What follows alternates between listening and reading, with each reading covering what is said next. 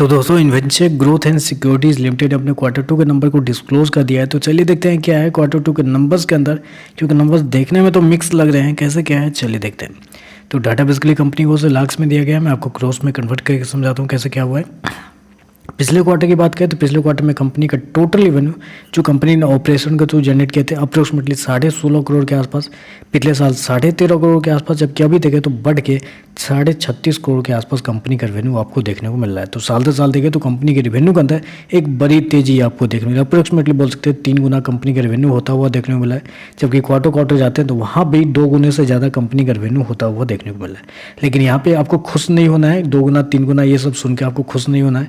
खुश क्यों नहीं होना है? क्योंकि देखिए पिछले क्वार्टर कंपनी का इंटरेस्ट इनकम जो है पिछले क्वार्टर में 4.4 करोड़ था, पिछले साल 2 करोड़ के आसपास, अभी देखें तो 3.3 करोड़ के आसपास है।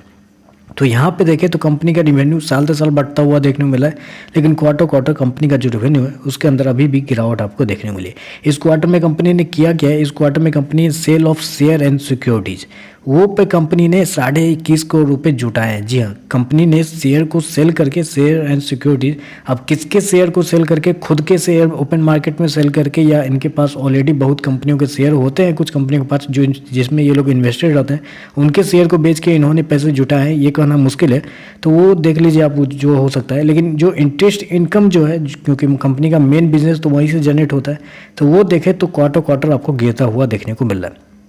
खर्चे की बात कर लेते हैं तो देखिए पिछले क्वार्टर में 15.5 और 16 करोड़ के आसपास खर्च किए थे, पिछले साल 12.5 करोड़ के आसपास, अभी देखें तो कंपनी खर्चे 35 करोड़ के आसपास आपको देखने को मिले। तो यहाँ पे ये देखिए यही दिक्कत वाली बात है।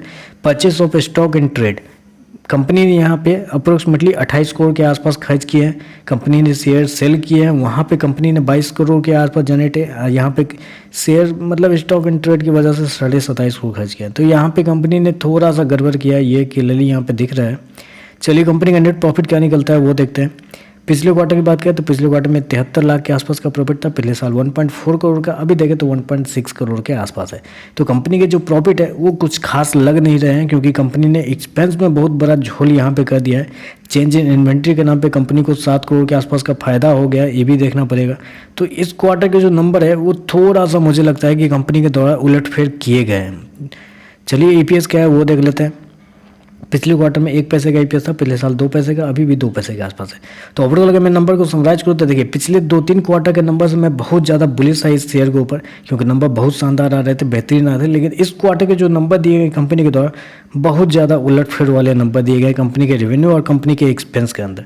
तो इस वजह से मैं इस बार इस कंपनी के ऊपर थोड़ा सा बेयरिश रहूँगा। देखना पड़ेगा कि मार्केट कैसे हिट करेगा, लेकिन मेरे हिसाब से कुछ खास नंबर नहीं देखने को मिल रहा है। हाँ, साल से साल देखें तो कंपनी का इंटरेस्ट इनकम आपको 1.5 गुना होता हुआ देखने को मिला है, जो कि एक बहुत अच्छी बात है। तो उस पर कहीं मार्केट रिएक्ट करे तो करे, लेकिन बाकी चीज़ों पर मुझे नहीं लगता कि मार्केट रिएक्ट करेगा। तो बस आज के लिए बस इतना ही। वीडियो पसंद आए तो लाइक कीजिएगा, साथ में साथ चैनल को सब्सक्राइब जरूर कीजिएगा। धन्यवाद।